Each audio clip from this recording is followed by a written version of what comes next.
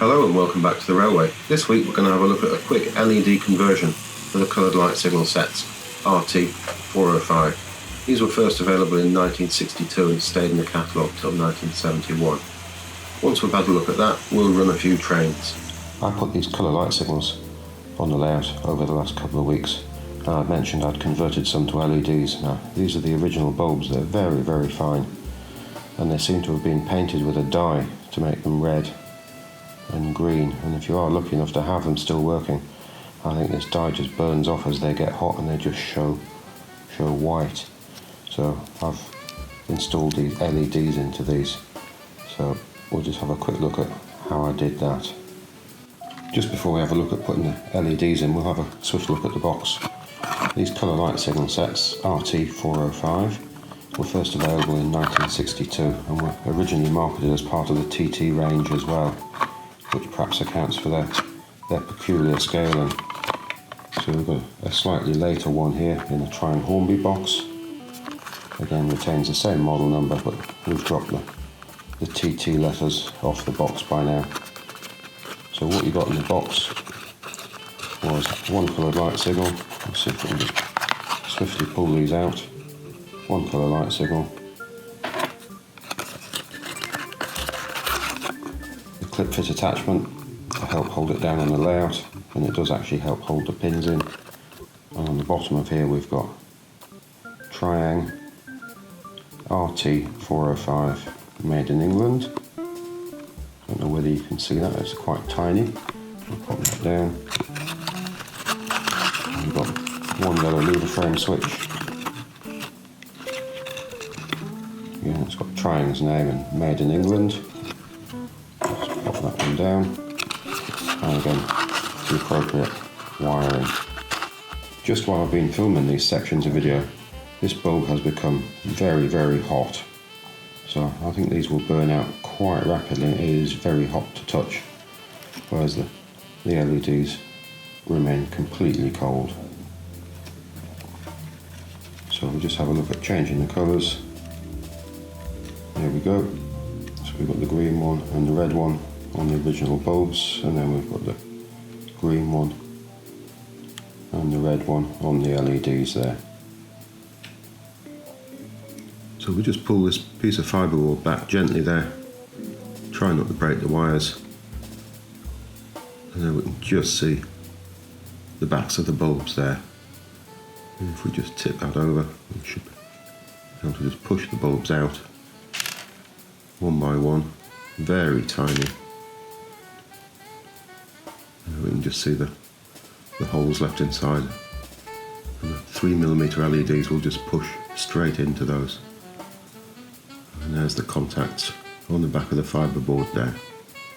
And here we've got the bulb. You can see how the dye's just been painted onto the glass area, and you can imagine how quickly that's just going to burn away as these bulbs get hot, and they do get very hot.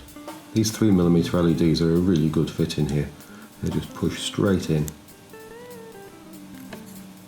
and they look pretty good. So what we're going to do is trim these legs off. So one of them makes contact with the housing. So in this case it's going to be the short one, which is the negative, and we're going to trim that off and bend it so it makes contact with the housing. And then we're going to trim off the long one, slightly longer, and leave it bent over so it makes contact with the back of this fibreboard here and the pickup there. And in turn we're going to leave the rest of the cabling exactly as it is. So we just put the appropriate pins in here. So we've got the green wire would go in here, the black in here, and the red in here. Another thing to check is these contacts here.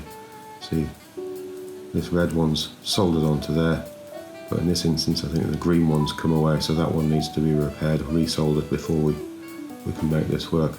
And the other one that can become tricky is this little copper strip here makes contact with the aluminium pole on here, and if that's not got a good contact there, we don't get it to work. So that's just worth taking that out, cleaning it and reshaping it so it makes good contact with the aluminium post.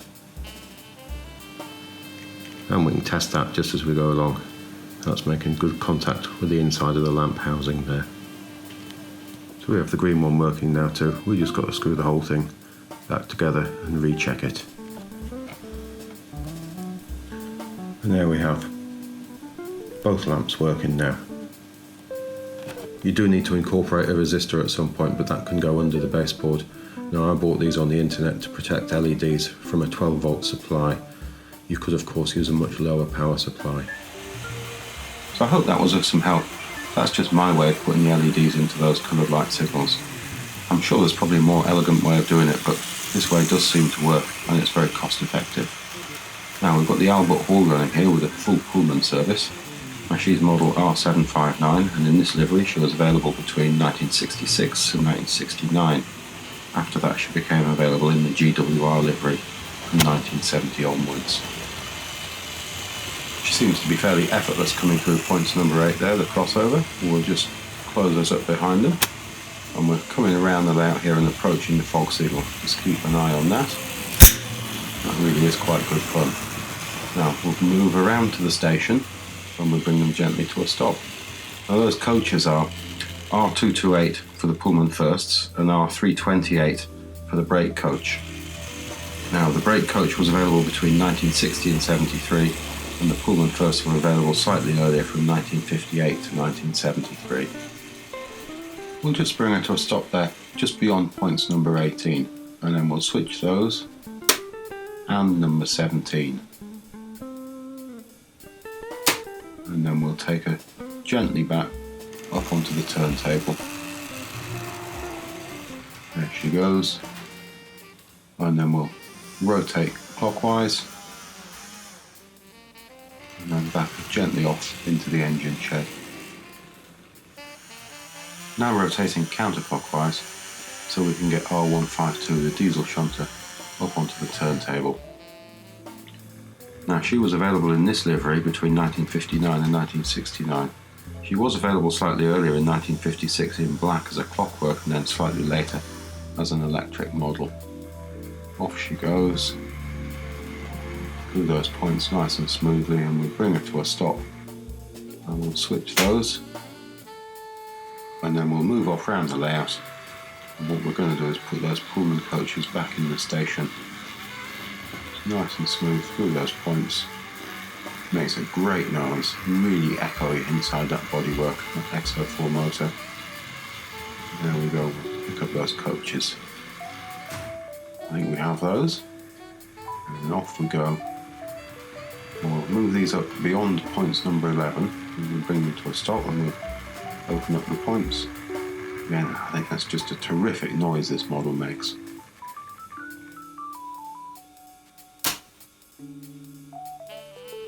And then we'll push them back into the station. Just listen to the sound that that motor makes. Really excellent, really strong model. There's no magnet adhesion on this model, it was too early for that. Effortlessly through there. And a gentle stop. And then back out of the station, and we'll close points number 11 behind her. And we'll move off round behind the engine sheds here, and then we'll go and move some freight around in the sidings here. To start with here, we'll have to open points number 1, 2 and 3.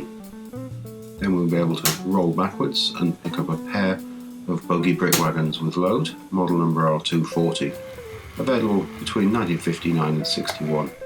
Without the brick load, the model was R.219. This was available between 59 and 67.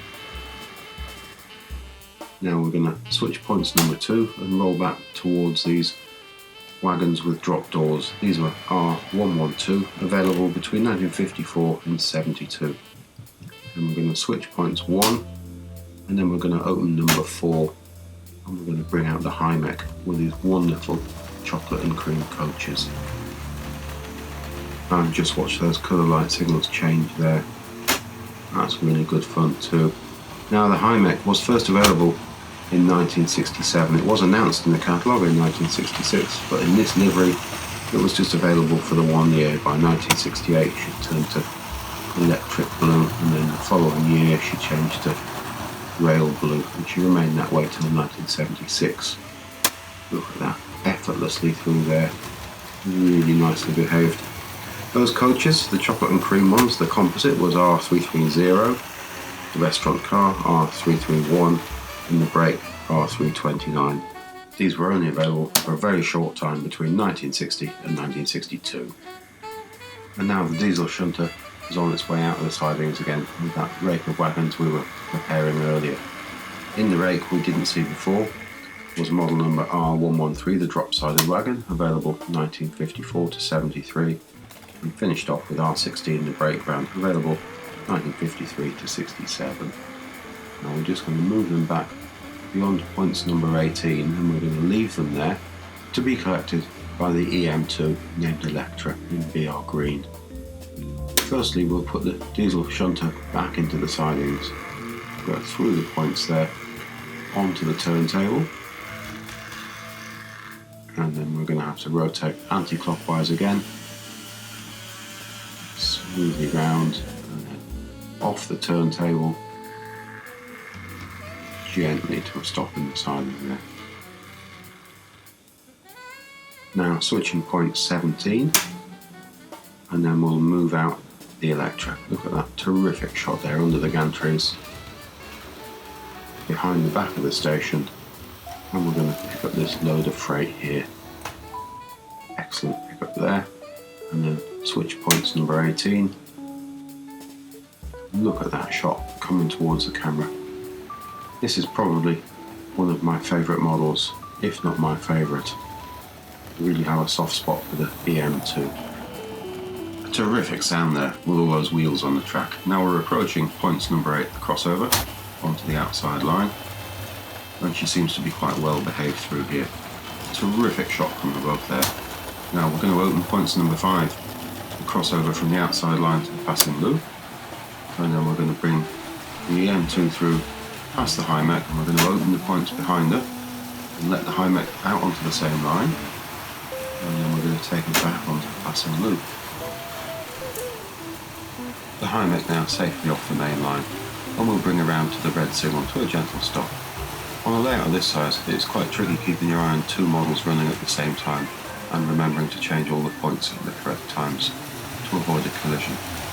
Now the EM2 is coming down the incline. She has picked up a little speed there. Now she's model R.351, and she was available in this livery between 1961 and 65. She did go on to be available in a blue livery in the late 60s and early 70s. Now I think I'm going to leave you this week with page 33 from the 1962 catalogue, the first year in which the colour light signals were available. And if you look back again next week, we'll have something else from this trying Hornby period. Thank you very much for watching. Goodbye now.